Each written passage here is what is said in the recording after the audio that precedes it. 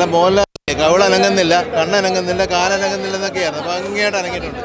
ഒന്നൊന്നര പടം ഒന്നും പറയാനില്ല, സാധാ പടം അല്ല, സംഭവം ഇருக்கு. പക്ഷെ കൂടുതൽ ഹൈപ്പൊന്നും പറയാനില്ല, ജസ്റ്റ് വന്ന് തിയേറ്ററിലൊന്ന് കാണാം. ആ ഒരു വന്ന് കാണുമ്പോൾ കിട്ടുന്ന ഒരു ഇമ്പാക്റ്റ് ശരിക്കും അടിപൊളിയായിരുന്നു. നമ്മൾ ഭയങ്കര എക്സൈറ്റഡ് ആണ്, ടീം മൊത്തം ഹാപ്പിയാണ്. നമ്മളൊരു തുമ്പപ്പൂവാണ് പ്രതീക്ഷിച്ചത്, പക്ഷേ ഇതൊരു ആറ്റം ബോംബാണ്.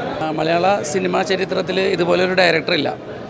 കാരണം ഫാൻ ബോയ് എന്നൊക്കെ പണ്ട് പലരും കാട്ടിക്കൂട്ടുന്ന ഒരു സംഭവമല്ല തരുൺ മൂർത്തി എന്ന് പറയുന്ന ഡയറക്ടർ ചെയ്തത്. തുടരു മൂവി അടിപൊളി, ഒരു രക്ഷയില്ല. എനിക്ക് ഏറ്റവും എടുത്തു പറയാനുള്ളത് തരുൺ മൂർത്തി എന്ന ഡയറക്ടർ, ബ്രില്യൻറ്റ് ഡയറക്ടർ തന്നെ. നല്ല രസമായിരുന്നു. It's A must watch movie, എല്ലാവരും കാണണം. നല്ലൊരു ഫീലാണ്. എനിക്ക് ഒരുപാട് എങ്ങനെ എക്സ്പ്രസ് ചെയ്യാനുള്ളൊരു ഇതില്ല.